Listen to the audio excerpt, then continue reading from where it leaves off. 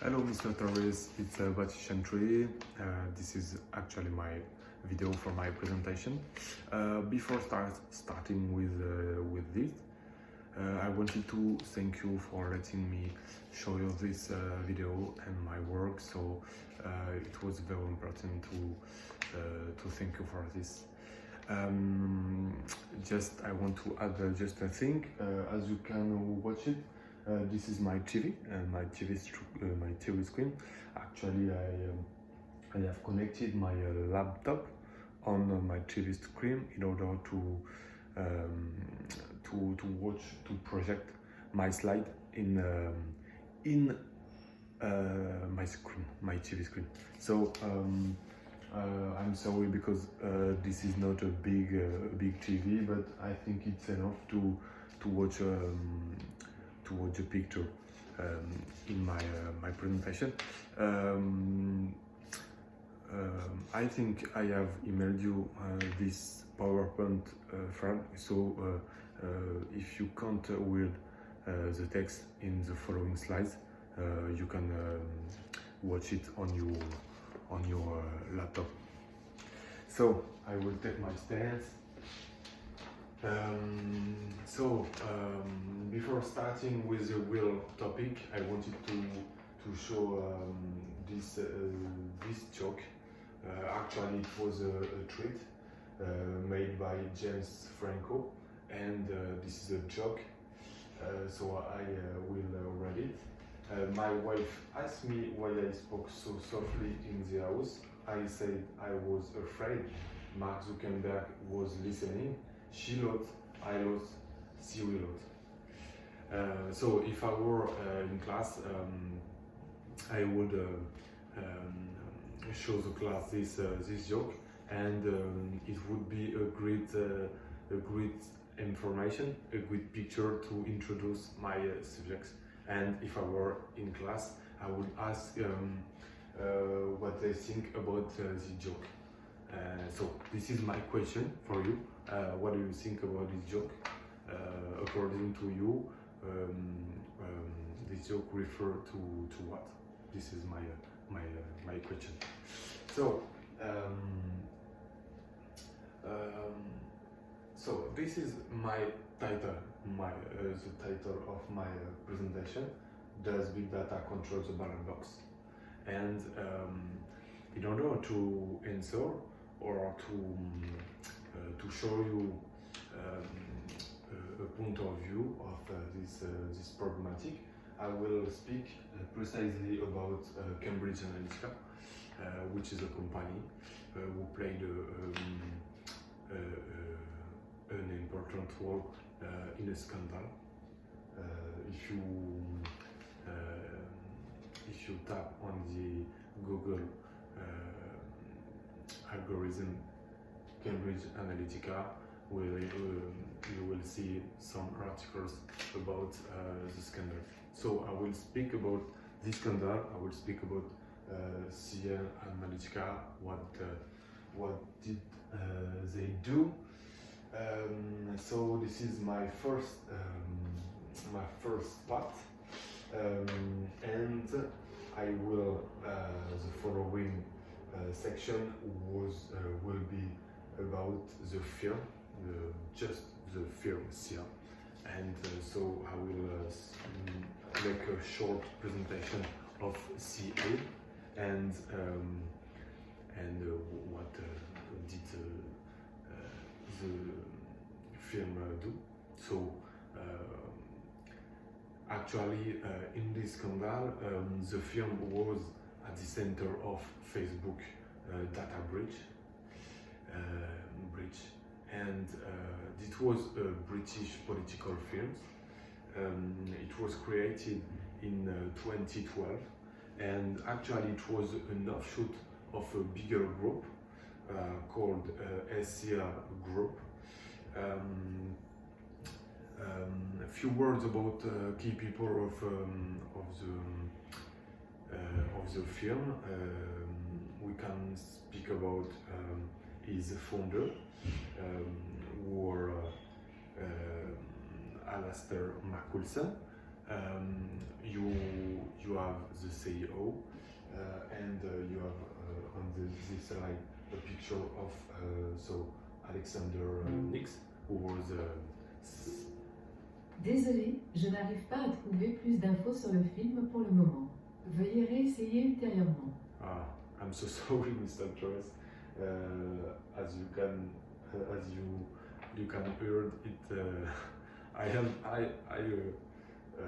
Alexa is listening to us, so I'm sorry for this.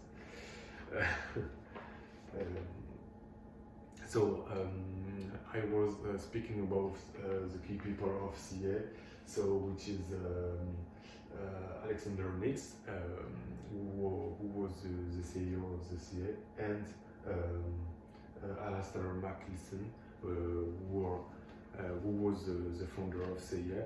And I think if you read some article about Cambridge Analytica, you also hear about his investor and the two famous investors, who was Wilbur Mercer and Rebecca Mercer, and also about the vice president, who was Steve Bannon. And remember this name, it's because Steve Bannon played an important role in the Trump election. But we will speak about it in the following parts. What did CIA do? Actually, the answer is a little bit complex, because this company offers services to business and political parties who want to change and control audience behavior. This firm is interested with the way how it was possible to change behavior and influence people. They claimed they was able to analyze huge amounts of consumer data and combine this amount of data with behavioral science in order to identify people that which organization wanted to target specifically with marketing stuff, for example. Actually, it was a high-tech firm, because they employed many developers who were spending their time to create efficient algorithm in order to analyze huge amounts of data and link this with people behavior.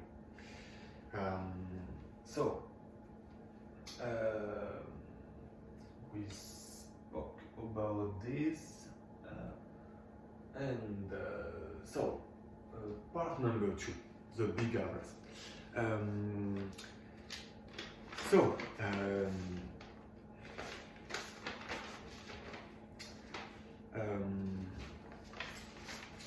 At this moment, as I say, CIA was interested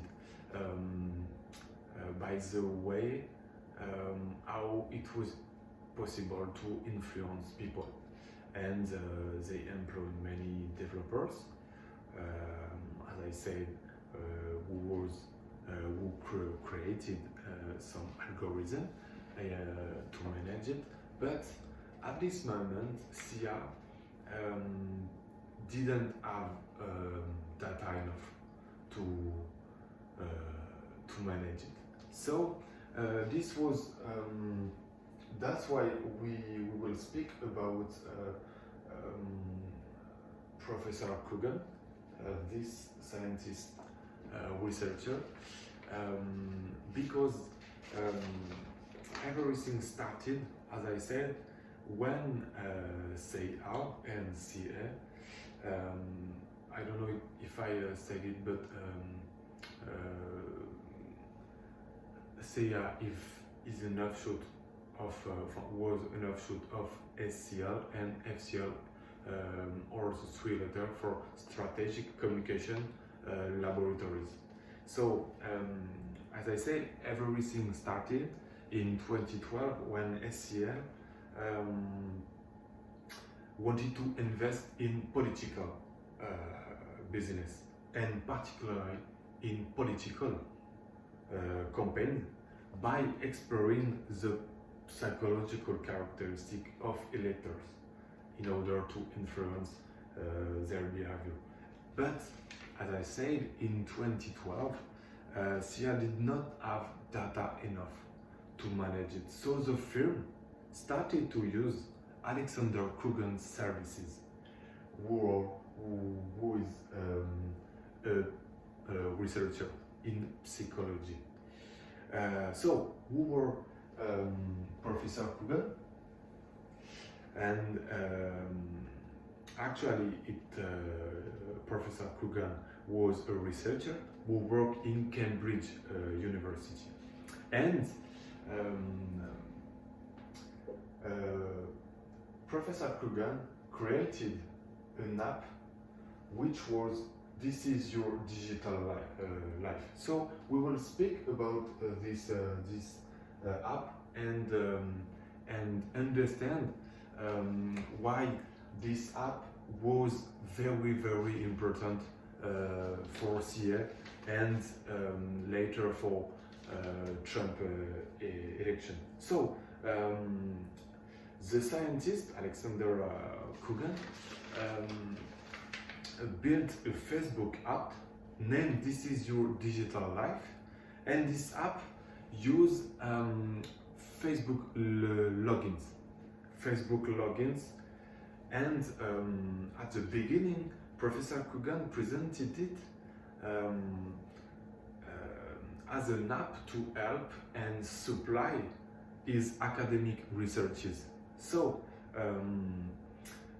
in order to have data enough and information enough, he asked to 260,000 people who was paid between $2 and $4 to answer the questionnaire and use their Facebook logins to create account in order to answer the questionnaire. So 260,000 people was paid $2 to answer the questionnaire, the Professor Krugen questionnaire. I have a question for the class. If I were in class, I would ask this question. Have you ever downloaded this sort of app or a Facebook app, or maybe a Facebook game? So